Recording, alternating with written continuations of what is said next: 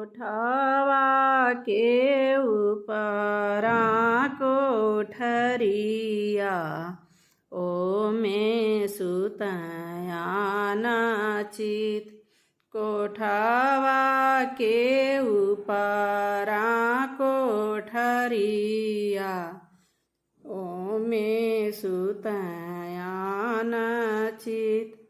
पैठी जगावेली आदिता मलकयामा। उठ बाबू भैला भेनुसार। पैठी जगावेली सूरुज मलकयामा। उठ बाबू भैला भेनुसार। पापिनी हऊ तुही आमा। कचनी दीदी हालू जगाई। पापिनी हऊ तुही आमा। कचनी दीदी हालू जगाई। तीनी दिन की भूखली तिरियावा। भैली जल बीचे ठाड़ी।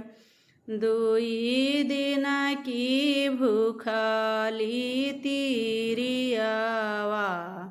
भैली जल बीचे ठाड़ी। नहीं जानी छठी के परबिया। छठी व्रत लिहाली हो उठाई। नहीं जानी छठी माई के परबिया। छठी व्रत लिहाली उठाई। कोठवा के ऊपरा कोठरिया ओमे सुतया नाचित। पैठी जगावे आदित मलकयामा। उठ बाबू भैला भेनुसार।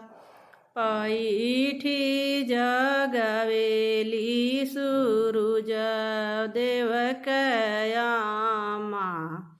उठ बाबू भैला भेनुसार। उठ बाबू भैला भे